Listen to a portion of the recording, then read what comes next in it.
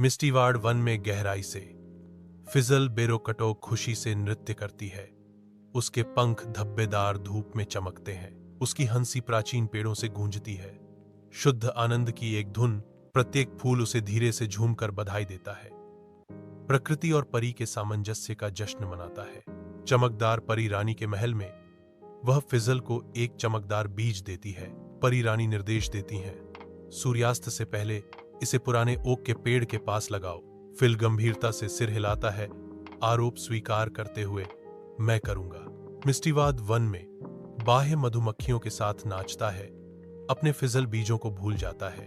वह lady bug के धब्बे रंगता है और डंडेलियन को छींक दिलाता है। बाह्य कहता है, मैं अपनी जिम्मेदारी भूल जाता हूं, लेकिन मेरी पंखों में एक अजीब सी गुदगुदी होती है। ढलते सूरज के नीचे फिजल तुरंत अपने भूले हुए काम को याद करती है। एक आह के साथ फिजल चिल्लाता है, मैं देर से हूं। फिल बूढ़े ओक के पेड़ की ओर समय के खिलाफ दौड़ती है। उसकी सांस भारी है। जैसे ही सूरज क्षितिज के नीचे डूबता है, प्राचीन ओक सिलहूट में खड़ा होता है। उसकी शाखाएं स्वर्ग की ओर पहुंचती हैं। बीज हवा में नृत्य करते हैं। प्राचीन वृक्ष का समय, ज्ञान। रात के पर्दे के नीचे एक बीज जागता है। एक चमकदार फूल में इसका परिवर्तन प्राचीन वन पर एक नरम चमक डालता है। हर रात यह लाइट ब्लूम जंगल को अलौकिक रंगों से रंगता है। अंधेरे में जादू का एक प्रतीक। फिहल विस्मय से खड़ा है। उसकी आंखें विस्मय से खुली हैं, क्योंकि वह इस रात के चमत्कार को देखता है। फिल हमेशा दृढ़, अटूट आत्मविश्वास के साथ मिस्टीवाड़ वन से घुरता है। वह घने चंदवा में नेविगेट करती है।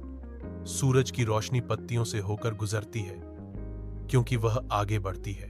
जंगल उसके नीचे धुंधला हो जाता है, जो उसकी दृढ़ता और लचीलेपन का प्रमाण है।